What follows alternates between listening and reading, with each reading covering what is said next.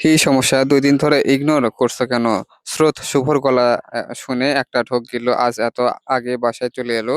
অন্যদিনে তো বন্ধুদের সাথে ঘুরে ফিরে দেরিতে ফিরে সেই সুযোগে সে তুলির রুমে গিয়ে ঘুমিয়ে পড়ে। আজও তাই করতে যাচ্ছিল। কিন্তু হয়েছে যেখানে বাঘের ভয় সেখানে সন্দেহ হয়। শুভ্র ধীরে, ধীরে স্রোতের মুখ থেকে হাতটা সরিয়ে নিল কিন্তু তাকে ছেড়ে দিল না। অন্ধকারেও স্রোত স্পষ্ট বুঝতে পারছিল শুভ্রের দীর্ঘদেহী অবয়বটা ঠিক তার সামনেই দাঁড়িয়ে আছে। স্রোত হাঁপাতে, হাঁপাতে বুকে হাত দিয়ে বলল, আপনি এভাবে অন্ধকারে কেউ ভূত সেজে ভয় দেখায়? আমার তো হার্ট ফেল করার অবস্থা হয়েছিল।" শুভ্র তীক্ষ্ণ চোখে তাকিয়ে আছে। স্রোত আরো অপ্রস্তুত হলো। শুভ্র বলল, "ঢলে, ঢলে তুলির ঘরে ছুটছিলে কেন? ইচ্ছে হয়েছিল তাই? এভাবে টেনে আনার কি হলো? ডাকলেই হতো।" শুভ্র ঝুঁকে এসে বলল, "ডাকলেই হতো? আমার কথা শোনো তুমি।" "শুনবা না শুনবো না কেন? আমার মতো ভালো মেয়ে আর পাবেন?" শুভ্র অবাক হওয়ার ভান ধরে বলল, "তাই তো, তাই তো। এই ২ দিন দেখলাম সব। পরে শুধু ঝগড়া করতে। তাহলে লুকিয়ে বেড়াও কেন? কে লুকিয়ে বেরিয়েছে?" শুভ্র কিছু বলবে তার আগে স্রোত নিজেই আমতা, আমতা করে বলল, "আপনি এত আগে ফিরছেন কেন? তোমার সমস্যা?" স্রোত দাঁত দিয়ে জিভ কেটে বলল, "এই না, না আমার কেন সমস্যা হবে? এমনি জিজ্ঞেস করছি।" শুভ্র আর কথা বাড়ল না। স্রোতের হাত টেনে ধরে বলল, "আজ" বলল, "রাত বিরেতে বাইরে কি? ঘরে চলো।" স্রোত অবাক কণ্ঠে বলে উঠল, "আমি কি বাইরে ছিলাম? আপনিই তো এনেছেন ভূতের মতো। আমি ভূত?" স্রোত বিড়বিড় করে বলল, "দেখতে তো খাম্বা ভূতের মতো।" শুভ্র চোখ পাকিয়ে বলল, "কি?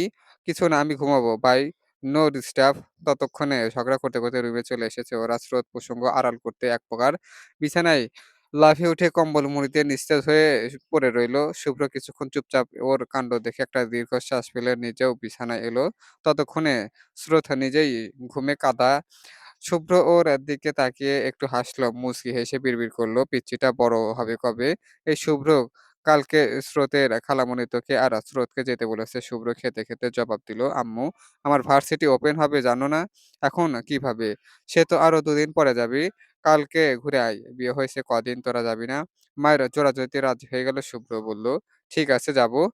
স্রোত ভীষণ খুশি। খালামণি তার আরেক পছন্দের মানুষ। পারে না নাচতে খুশিতে। সেদিন পার হতেই পরের দিন সকালে ওরা রেডি হলো যাওয়ার জন্য। স্রোতের খুশির যেন কোনো সীমা নেই। বিয়ের এতদিন পরে ১ম খালামণির বাড়িতে যাচ্ছে। শুভ্রর দিকে তাকিয়ে দেখল সে গাঢ় নীল রঙের একটা শার্ট পরে আয়নার সামনে দাঁড়িয়ে ঘড়ি পড়ছে। লোকটাকে মানতে হবে। শার্ট পরলে তাকে লম্বা ভূত না সত্যি অন্যরকম দেখতে লাগে। মনে, মনে হাসল নিজেই। বেরোনোর আগে স্রোতের ফুপি বললেন, "শুভ্র শোন, মনে করে ফুল ফ্রুটস আর কিছু নাস্তা নিবি। এখন আবার এসব নেওয়া লাগবে।" রোকেয়া বেগম চোখ পাকিয়ে বললেন, "এখন শুধু মেহমান যাচ্ছিস না, ওদের জামাই হয়ে যাচ্ছিস। তাই না? তাই যা বলবি তা করবি। এত কাহিনীর জন্যেও তো যেতে ইচ্ছা হয় না।" স্রোত একটা ভেংচি কাটল। কিন্তু রোকেয়া বেগম এর কড়া নির্দেশ নাস্তা পানি নিয়ে তবেই যাবে। কমপক্ষে ৪-৫ বার কল দিয়েছে। শুভ্র অতিষ্ঠ হয়ে বেরিয়ে গেল। পেছনে, পেছনে স্রোতও বেরিয়ে গেল। গাড়ি ঠিক করাই ছিল। ওরা বেরোতেই গাড়িও চলে এলো। স্রোত আর ওকে উঠায় বসার পর গাড়ি চলতে শুরু করল। মাঝে স্রোত নিজেই বলল, "আচ্ছা শুভ্র ভাইয়া, নাস্তা খালামণির বাসায় সামনে থেকে নিবেন? ওখানে ভালো দোকান আছে। এটা ভালো হবে, তাই না?" শুভ্র ওর দিকে তাকিয়ে থাকলো। এমন চাহনি দেখে স্রোত থতমত খেয়ে বলল, "না, না, ফুপি তো বারবার বলে দিয়েছে, এই আরকি। তোমার ফুপিকে বলতে কিনে দেওয়ার জন্য। আমি এসব পারব না।" স্রোত অবাক হয়ে বলল, "১ম বার যাচ্ছেন, নাস্তা নিবেন না?" "আমি ১ম বার যাচ্ছি না। এর আগেও ৩ বার গিয়েছি। বিয়ের পর তো ১ম বার যাচ্ছেন। একটা চক্ষু লজ্জা আছে না? আহারে, এত চক্ষু লজ্জা নিয়ে ঘুরতে না গেলেই তো হয়।" স্রোত কণ্ঠে একরাশ ঝাঁজ ঢেলে বলল, "আপনার চক্ষু লজ্জা নেই বললেই তো এত কিছু বলছেন। যদি আসবেনই না তাহলে বলে দিতেন আম্মুর জোরাজুরিতে এসেছি। তোমার সাথে কোনো অ্যাওয়ার্ড শোতে অ্যাটেন্ড করতে আসিনি যে এত ঢং সহায় করতে হবে।" স্রোত তেতে উঠল, বলল, "ঢং? আমি ঢং করছি? সেটা তো সবসময় করো।" হঠাৎ শুভ্রের কল এলো। ফোন রিসিভ করতে শোনা গেল শুভ্রের মায়ের কণ্ঠ। "শুভ্র, আমি যা বলেছি সেটাই যেন হয়। সব ঠিকঠাক নিয়ে যাবি?" শুভ্র এবার বেজায় চটল। "আম্মু, আমি শুনছি তো। তোমরা কি প্ল্যান করে এসে এ এ করে এসব করছো?" স্রোত বেশ মজা পেল। তার রাগভাব উবে গিয়ে ফাজলামি করার শখ জাগলো। শুভ্রর এমন ত্যক্ত বিরক্ত চেহারা সে ভালোই উপভোগ করছিল। কল রাখতে সে বলল, "ফুপি কি বলল শুভ্র ভাইয়া?" শুভ্র এমনভাবে তাকালো যেন চোখ দিয়ে কি লেখাবে। স্রোত অন্যদিকে তাকিয়ে চুপ হয়ে গেল কিন্তু হাসি থামল না। শুভ্র রেগে বলল, "তোমার হাসি আর খোঁচা মারার কথা থামাবে, আমি কিন্তু তোমাকে রেখে চলে যাব। স্রোত সিম্বনি। আমিও ফুপিকে বলব, তোমার গুণধর ছেলে রাস্তায় ফলমূলের বস্তা টানতে না পেরে আমাকে একা ফেলে পালিয়ে গেছে। চটপট জবাব স্রোতের। শুভ্র না পারতে চুপ হয়ে গেল পুরো রাস্তা, আর কথা বলল না। স্রোতের খালামণির বাসায় আগে একটু মোড় আসতেই গাড়ি থামিয়ে দিল স্রোত। শুভ্র প্রশ্নবোধক দৃষ্টিতে তাকাতেই বলল, "ওই যে আফজাল আঙ্কেল এর দোকান, ওখান থেকে ভালো জিনিস পাওয়া যায়, ওখানে চলেন।"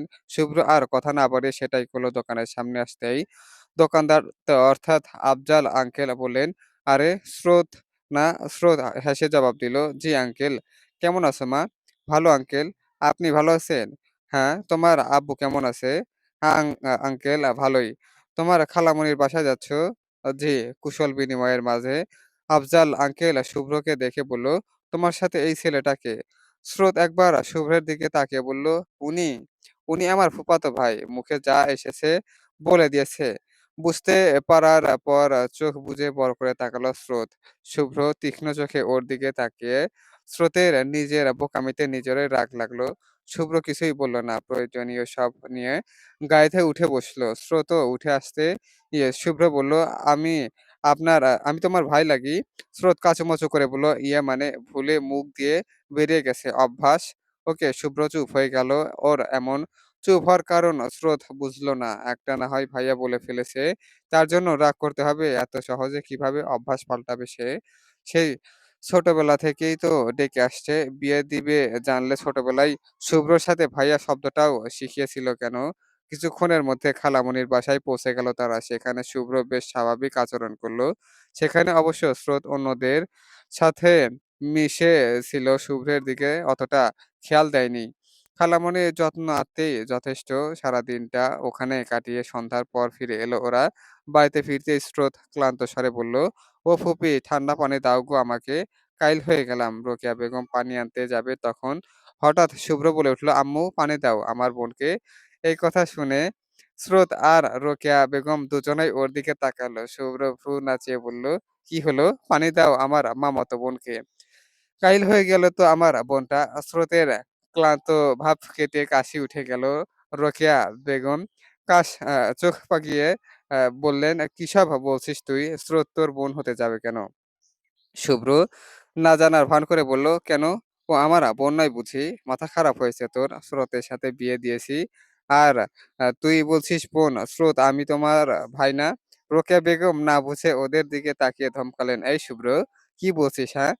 এবার শুভ্র রাগে ফুঁসতে বলল, "নিজের জামাইকে ভাই, ভাই করে পাড়াসুদ্ধ রুটি এসেছে তোমার বৌমা।" এমন কথা শুনে অবাক হলেন রোকেয়া বেগম। অবাক স্বরে বললেন, "কি হয়েছে রে বাপ? এমন করছিস কেন? কে কাকে ভাই বানিয়েছে? কি আবার হবে?" স্রোত বলে এসেছে, "আমি ওর ভাই।" "কাকে?"